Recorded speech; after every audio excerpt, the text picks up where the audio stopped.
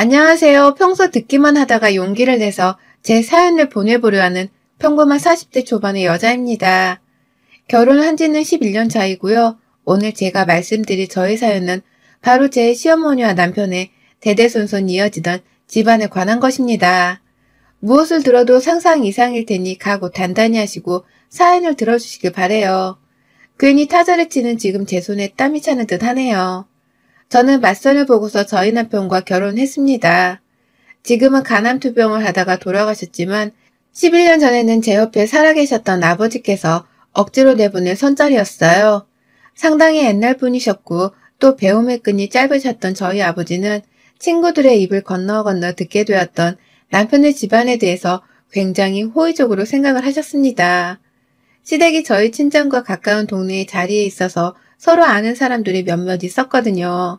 말로만 듣던 종갓집이라고도 하고 또 그 가족 구성원들 중에서 공무원으로 일하는 사람들도 둘이나 있었고 또 자식들 4명 중에서 지방에서 사업을 하는 1명을 제외한 나머지 3명이 전부 다 서울로 가서 자리를 번듯하게 잡고 있다는 사실에 번쩍 놀라셨던 것이죠.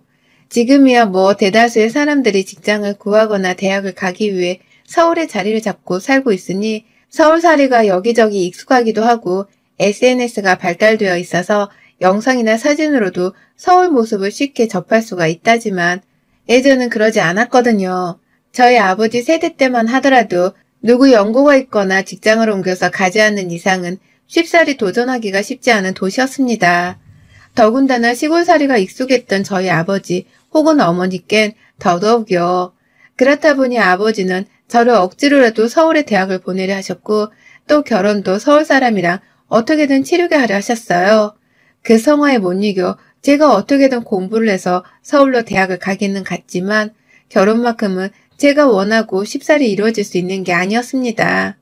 저는 어떻게든 서울에서 직장을 잡고 열심히 살면서 하루하루 만족을 하고 있었는데 늘 결혼을 빨리 하지 않고 있다며 딸 걱정만 하시던 아버지가 급기야 주변에 있다는 종갓집의 대단한 집으로 저를 어떻게든 맞선을 보게 만드셨죠. 보잘것없는 친정이었고 돈이 많은 집도 절대로 아니었습니다.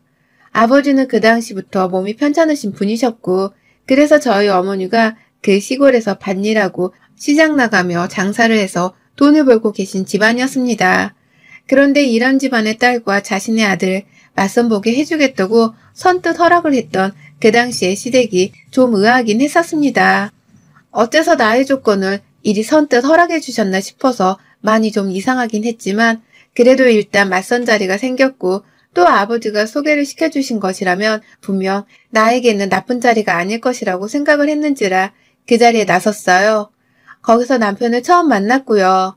저희는 둘 다 집이 지방이었는지라 자취를 하고 있었는데 자주 서로 밖에서 만나 데이트도 했고요. 그 당시 서울에 같이 거주를 하고 있던 남편의 다른 형제들이었던 두 형님과도 몇 번 왕래를 했었습니다. 그러다가 결혼하게 되었고 살림은 서울집에 차리게 되었어요. 그런데 참 이상하죠. 결혼을 했는데 저는 마치 서울에 살지 않은 듯한 묘한 기분을 느꼈어요. 시어머니의 너무 잦은 연락과 관심 때문이었습니다. 남편에게는 지방에서 사업을 하는 큰 아주버님이 한 분 계시고 남편은 막내이자 차남이었거든요. 그런데 결혼해서 보니 지방에 사신다던 그 아주버님이 시부모님이랑 완전히 연을 끊었더라고요. 결혼을 하셨는데 고부관계 때문인지는 잘 모르겠지만 부부가 둘 다 시부모님이랑 사이가 많이 안 좋으셨다고 하고 그래서 제가 결혼을 할 당시에는 연락도 제대로 하지를 않고 지낸다 하셨어요. 저도 두 분 내외는 저희 결혼식 때에만 아주 잠깐 뵈었었고요. 그렇다 보니 결혼을 하고 나니까 저희 남편이 이 집안의 장남 같고 제가 이 집안의 맏며느리 같은 존재더라고요. 뭐 거기까지는 가족들 사이가 그렇다고 하니 충분히 이해를 하고 받아들일 수 있었습니다. 하지만 문제는 그 다음이었죠. 지난 결혼 11년간 저희 시어머니께서는 맏며느리라는 존재는 무조건 자신에게 복종을 하고 무릎을 조아려 하는 그런 하찮은 존재로 생각을 하셨어요. 말투에서부터 모든 걸 느낄 수 있었죠. 일단 시어머니는 제가 결혼을 하자마자 일을 그만두라고 명령을 하셨고요. 그 이유는 다름 아닌 2세를 생산해야 하기 때문이라고 말씀하셨습니다. 정확히 2세를 낳는다도 아닌 2세를 생산한다는 굉장히 이상한 단어를 쓰시며 말씀을 하셨고요. 그 후 저는 남편까지도 나서서 일을 그만두고 그냥 아이를 낳는데 시간을 쏟아보자 라며 말을 하는 바람에 직장을 관두게 되었어요. 하지만 그 후 바로 이상한 낌새가 느껴졌죠. 일을 그만두고 나니 시어머니가 제게 자꾸만 주부니까 시간이 남아 돌 거라면서 시댁에 오라고 하는 겁니다. 거리상으로 제가 직접 운전을 해도 반나절이 걸릴 곳인데 자꾸만 오라고 말이죠. 제가 그 당시 수능 끝나고 받았던 운전면허증이 있긴 했지만 단 한 번도 제 차를 사본 적이 없어서 운전을 해본 적이 없었거든요. 그런데 옆에서 시어머니가 하도 시댁에 빠릿빠릿하게 그리고 자주 내려오라고 성화를 내시는 바람에 저는 직접 운전도 배워야 했어요. 한번 그렇게 내려가면 저는 너 그냥 오늘은 집에 가지 말고 우리 집에서 자. 내가 네 남편한테 잘 얘기할 테니. 라고 하면서 저를 급기야 외박까지 시키며 시댁에 묶어두셨고요. 그렇게 가면 저는 늘 여유란 게 없이 뭘 참 많이도 했습니다. 김장철엔 김장을 담그고 곶감을 멜 땐 또 곶감 말리는 걸 도와드리고 철마다 집안 연례 행사나 다름이 없는 제사가 찾아오면 맏며느리답게 또 모든 제사를 며칠간 준비하며 차려내고 정말 이 짓거리를 결혼하자마자 시작했어요. 아버지가 잘 살라고 해서 서울로 대학까지 보내주셨고 그래서 내 꿈 가지고서 서울에서 직장 다니며 잘 살고 있었는데 이런 저를 한순간에 시골 마을로 평일 내내 왕래를 하며 남의 집 제사나 차려주고 남의 집 어머니를 떠받드는 꼴로 만들어버렸습니다. 결혼이란 제도가 한순간에 저라는 여자를 그렇게 만들어버렸어요. 물론 이게 다 줏대 없이 그만두랬다고 회사를 그만두고 시댁에 오랬다고 쫄래쫄래 찾아온 저의 잘못이란 것도 잘 알고 있습니다. 하지만 시댁이란 존재는 저한테 그랬어요. 반항을 하면 분명히 나를 미워하실 게 뻔한데 나는 남편이랑 평생을 살 각오로 결혼을 한 것이었기에 시어머니로부터 받을 평생의 미움이 너무 무서웠습니다. 그렇게 미움을 받으며 남편이랑 잘 지낼 자신도 없었고요. 그래서 내가 이혼을 하지 않는 이상 시어머니와 관계를 무조건 잘 챙겨가면서 좋게 이어나가야 한다 여겼어요. 사회생활을 잘해서 오래도록 살아남으려 하듯이 말입니다. 하지만 이로 인해서 저는 마음의 병을 정말 제대로 얻었어요. 저는 평일에도 수시로 시댁을 왔다 갔다 하면서 왕래를 했어요. 이럴 바에는 그냥 차라리 좀 더 회사를 다니며 서울 생활을 하다가 자연스럽게 서울에 살고 있는 사람을 만났으면 어땠을까 하는 생각도 들 정도였죠. 내가 도대체 어디에 살고 있는지 분간이 안 갈 정도로 시어머니는 저를 주기적으로 시댁에 불러대셨습니다. 그러고 나서 바로 옆에 친정이 가까이 있으니까 저도 저희 부모님 얼굴이 보고 싶어서 친정에도 한번 가보려 했습니다. 그런데 그럴 때마다 시어머니는 귀신같이 저를 눈치채고서는 너 친정갈 생각 하지 말고 바로 서울 올라가서 네 남편한테 이거 해먹어야 한다.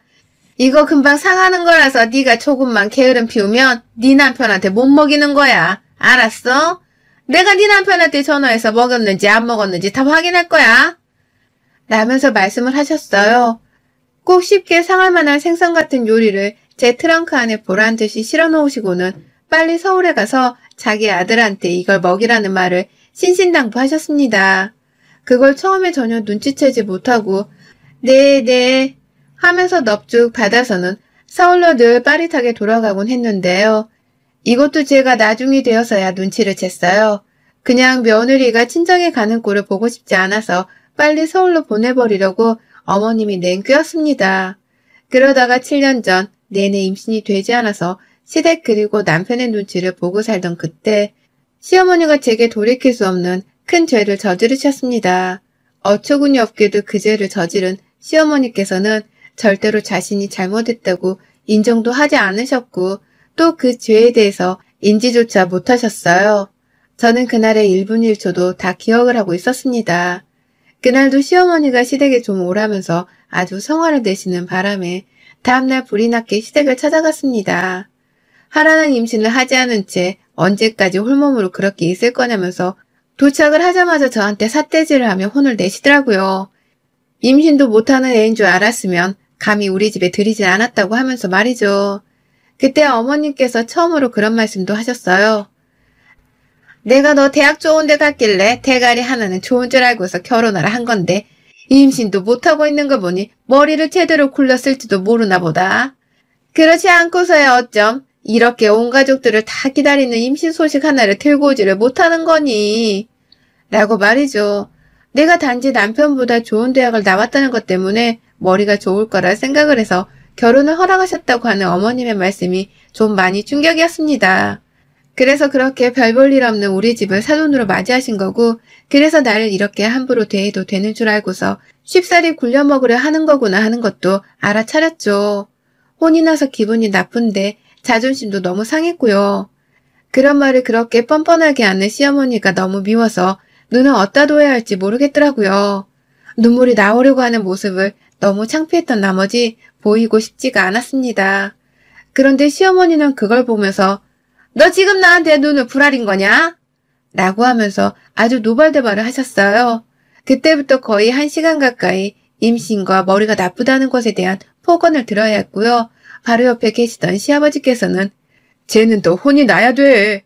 라고 하면서 오히려 시어머니의 화를 더욱 붙돋아주는 발언까지 서스럼없이 하셨어요. 그 바람에 저는 시댁 시골 마당에서 거의 무릎까지 꿇은 채로 혼을 받아야 했고, 그 바람에 제 가방 속 핸드폰을 제대로 확인하지도 못했습니다. 전화가 울리길래 가방을 꺼냈고 핸드폰에 뜬 엄마의 이름에 전화를 받고 싶었는데요.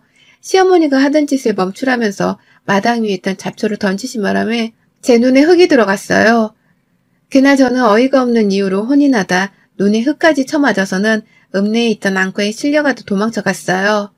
혼자 운전을 해서 찾아가서는 치료를 받았고 그제서야 차 안에서 눈물도 안 나온 채로 멍하니 생각이란 걸 하게 되었죠. 내가 왜 이러고 살고 있나 싶어서 말이죠. 나 그냥 이대로 더 못 살고 이혼을 해야겠다 싶은 나머지 독하게 마음을 먹고 핸드폰을 찾았고요. 제 딴에는 시모한테 큰소리 한 번을 떵떵거리며 해보려고 핸드폰을 찾은 것이었습니다.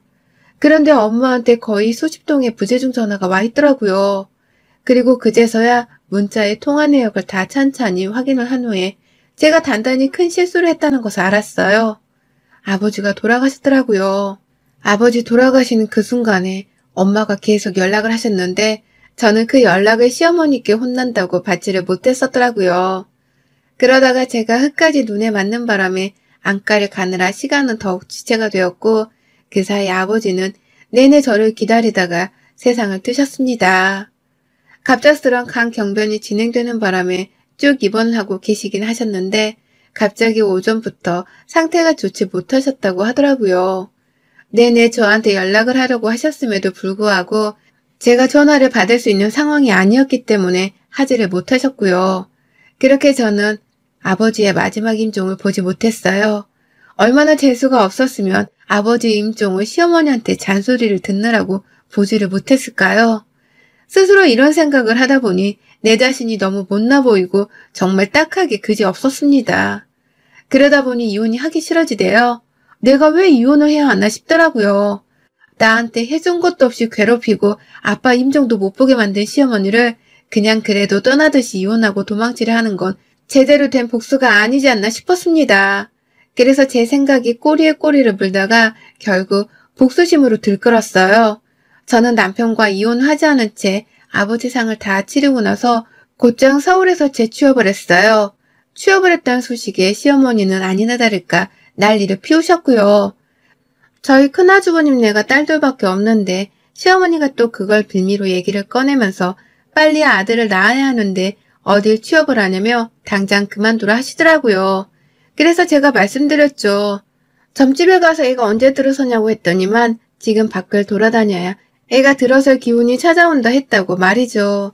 지금 밖을 돌아다녀야 애가 내년에 생길 텐데 라고 하면서 점집 얘기를 하고서는 병원에 가서 검사도 다 받고 내 몸에 이상이 하나 없다 했다는 말씀을 드렸어요. 그랬더니 어머님도 그게 순간 솔깃하셨는지 밖에 어딜 다니래? 라며 관심을 보이시더라고요. 그렇게 저는 1년 그리고 2년 그렇게 쭉 시어머니의 성화를 매번 들을 때마다 무당 얘기, 병원 얘기, 하다못해 남편 몸이 부실하듯 하여 보약을 먹이며 절에 기도를 드리러 다녀왔단 얘기까지 돌려가면서 어머님께 말씀을 드렸어요. 나는 최선을 다하고 있고 이제 조금만 더 참으면 애가 찾아올 거라는 말을 말입니다. 내 몸도 다 준비가 되어 있고 기운도 슬슬 차오르고 있고 남편의 몸도 보약을 먹여가며 옆에서 성심성의껏 챙기고 있으니 절대로 걱정을 하지 말라고 말이죠. 그렇게 살다 보니 7년이나 지나버렸고요. 어머님도 슬슬 지치기 시작하셨는지 저를 보면 애타령은 하고 싶은데 더 말하기가 싫다는 듯이 너 애는 라며 말을 흐리곤 하셨어요. 괜히 물어보려 하다가 제가 또 무당이 무슨 말을 했냐면요. 라면서 점집 얘기를 꺼내려 하는가 싶으면 아니다 됐어. 그 얘긴 그만해라. 라고 하면서 제 말을 잘라먹으셨죠. 그걸 옆에서 지켜보는 저는 늘 속으로 한바구음이 지어졌고 시어머니에 이어서 시아버지까지 집안의 대가 끊기는 게 아니냐면서 골머리를 앓으며 가슴조려 하시는 모습을 볼 때마다 환호를 질렀습니다. 그렇게 저는 임신할 생각이 추워도 없으면서 어떻게든 애를 가지려고 최선의 노력을 다하고 있다는 것을 보여드리려고 했어요. 정말 최선을 다해서 내가 애를 낳으려고 마음먹고 있다는 것을 말이죠. 그러는 와중에 제 나이는 40대 초반이 되었고요. 제 남편은 이제 40대 중반이 되어 곧 쉰을 바라보게 되었어요. 시부모님께서는 진작에 흰머리로 머리카락이 가득 채워졌고 이제는 뭐 더 나이가 드셔서는 입만 나불거리기만 하지 이전처럼 모래를 저한테 던진다는 식의 힘은 절대로 쓰지를 못하셨습니다. 그러다 지난 추석에 남편이랑 시댁에 내려갔다가 남편이 술을 잔뜩 먹고 취했어요. 시부모님 앞에서 말이죠. 그러고서는 남편이 저한테 소리를 질러버리고야 말았습니다. 야, 너는 서방이 따로 있냐? 내가 네 서방인데 나랑 잠자리를 가지지도 않고서 어떻게 애를 낳겠다는 거야? 이 뻔뻔한 거짓말쟁이야. 라고 하면서 저를 향해 술주정을 퍼붓더라고요. 그 바람에 종갓집 어르신들이 다 우리 집에 와 있는 중이었는데 저희 시부모님이 남편 입을 틀어막고 저는 저대로 신이 나서는 남편 말에 맞짱을 떴습니다. 더 소란을 피우기 위해서 말이죠. 내가 너랑 아이 가지려고 얼마나 노력했는데 라면서 말을 실실 웃으며 말을 했더니만 남편이 그러더라고요. 야, 네가 언제 나랑 잤다고 그래? 너 이씨 장인어른 돌아가시고 나서 나랑 한 번도 안 잤잖아. 너 우리 엄마 꼴 보기 싫다고 나랑 잠자리를 매번 거절했잖아. 라고 말이죠. 재차 제가 자신이랑 잠자리를 지난 7년간 거부를 했다는 말을 시부모님과 온갖 종갓집 식구들 앞에서 폭탄 선언을 하듯이 뱉어내 버렸어요. 그러는 바람에 저희 시부모님은 처음에 술주정인 줄 알았다가 이게 술주정을 방자한 고해성사가 아닌가 싶으셨는지 저를 동시다발적으로 쳐다보기 시작하셨고요. 그와 동시에 주변에 있던 온갖 어르신들까지 전부 다 저를 쳐다보면서 당장 변명이라도 해보라는 식으로 노려보기 시작을 하자 저는 외쳤습니다. 그제서야 사실을 떵떵거리면서 말했습니다. 그래요. 나 그동안 이 집 장손이랑 잠자리 안 가졌어요. 됐어요? 라고 말이죠. 집안의 씨를 확 끊어버리려는 거 차마 약은 타먹이고 싶지 않아서 가장 정직한 방법으로 임신을 회피했다고 당당하게 말씀을 드렸습니다. 시어머니의 얼굴을 아주 반듯하게 쳐다보고서는 뭐 내가 잘못한 거 있어요? 요즘은 시댁에서 부부 사이 일도 간섭을 하나? 라고 하면서 더욱 적반하장으로 소리를 질러댔죠. 불만 있으면 이혼을 시키라고 나도 이혼을 할 준비가 되어 있으니 이혼을 시키라면서 소리를 질렀습니다. 그러자 시아버지는 노발대발, 시어머니는 주변 식구들 귀를 틀어막는다고 난리법석. 정말 난장판도 그런 난장판이 따로 없었어요. 하지만 시부모님 중에서 어느 누구도 저한테 이혼하라고 큰 소리를 칠 수 있는 사람은 없었습니다. 오히려 이혼이란 말에 숨을 헐떡이면서 가족들의 눈치를 살피기 시작했죠. 왜냐면 이 집 구석은 종갓집이라서 이혼도 함부로 시킬 수가 없거든요. 이혼 도장을 찍은 사람이 있기라도 하면 사돈의 팔촌까지 나서서는 왜 이혼을 했냐고 감히 어떻게 이혼을 했냐면서 잡아 뜯어버릴 게 뻔한 집구석이었습니다. 그러니 시부모님은 첫째 아주버님네도 이혼을 한번 시켜보지도 못한 채 큰며느리가 마음에 안 든다면서 그냥 가족에게서 배제를 시켜버렸더라고요. 저도 그걸 안 지는 얼마 안 되었고요. 시부모님이 하나 남은 아들까지 이혼을 시키지 못하실 거라는 걸 잘 알았기에 제가 마음에 안 든다는 이유로 가족에게서 배제를 시키려고 하지 않으실 거라는 걸 잘 알았기에 저는 더욱 당당하게 남편과의 잠자리를 거부했던 걸 인정했고요. 시어머니께 이게 다 당신 때문이라 큰 소리를 더 쳤습니다. 당신한테 눈두덩이 쳐먹고 병원에 갔던 날 우리 아버지 돌아가셨던 거 기억하죠? 며느리가 지 아버지 임종도 못 보게 해놓고서 뻔뻔스럽게 손주를 요구하십니까? 제가 그 꼴을 겪고도 어머님께 손주를 안겨드릴 줄 알았어요. 말도 안 되는 소리. 당신 아들이 밖에 나가서 혼의 자식을 낳아오지 않는 이상 내 몸에서는 당신네 핏줄은 절대 안 나올 거예요. 당신네 집구석 대를 끊어버리고 말 거라고. 라면서 취한 남편을 두고서는 저 혼자 친정집으로 가버렸네요. 이게 바로 지난 추석에 있었던 일입니다. 남편은 취해서 무슨 말을 했는지도 기억을 못하고 있다가 다음날 술에서 깨서는 시아버지한테 한 바가지 얻어맞고서는 저한테 연락이 왔어요. 어제 저지른 일에 대해서 같이 수습을 하자고 말이죠. 자기도 힘든데 저하고 이혼을 못하겠고 열심히 살아보려 노력을 했더니 이제라도 마음 풀고서 같이 시댁에 와 사과를 드리자고 말이죠. 솔직히 말하면 남편도 불쌍한 놈이었어요. 부모를 잘못 만나서는 마누라랑 잘 지내보지도 못하고 엄격결에 잠자리도 가지지 못한 채 자식도 못 낳고 예혼을 하게 되었으니 말이죠. 저를 그렇게까지 좋아라 해주고 또 계속 옆에 붙잡아두고 살려 하는 남편이 고맙기도 했습니다. 하지만 시어머니를 생각하고 제가 당한 꼴들을 생각하면 자다가도 머리카락이 쭈뼛쭈뼛 서는 것이 도무지 용서가 되지 않았어요. 그래서 그냥 남편에겐 많은 것이 미안했지만 제겐 다 똑같은 것들이라 생각을 할 수밖에 없었습니다. 결국 남편도 제가 시댁에 불려가는 길에 단 한 번을 말려주지 않았던 방관자이기도 했으니까요.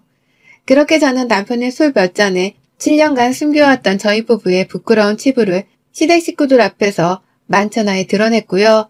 동시에 집구석의 대를 끊어버리겠다는 짜릿한 경고를 시부모님께 남긴 채 더 이상 시댁 식구들과의 연락은 일절 끊어버렸습니다. 더 이상 연도 없고 시댁에 불려갈 일도 없을 거고요.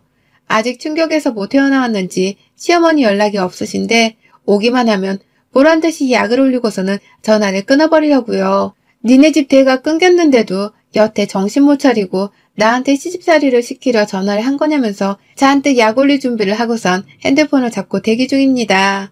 그 와중에 남편하고는 일단 화해를 하고서 잘 지내보려 하는 중이지만 그럼에도 잠자리는 앞으로도 없을 거고요. 뭐 정하고 싶으면 남편한테 거기를 묶으라고 했는데 지금 남편 표정이 진지한 걸 보니 조만간 이 사람이 진짜로 자기 것을 묻고 나타날 것 같습니다. 그러면 결론적으로 시부모님께는 큰일 날 일인데 저한테는 좋은 일이겠죠. 우리 시모는 지금쯤 피눈물을 흘리고 계실 텐데 찾아가서 얼굴 보고 이 사실을 고해줘야 하는지 생각 중이랍니다. 과연 얼마나 또 충격을 받으실지 안 봐도 뻔한지라 너무 신이 나네요. 그러게 좀 적당히 시집살이 부리고 살 것이지. 그 할매는 왜 그리 독하게 며느리를 지지고 볶고 사셨는지요. 뭐든 도가 넘으면 이 꼴이 나는 겁니다. 여러분의 생각은 댓글로 남겨주세요. 오늘도 시청해주셔서 정말 감사합니다.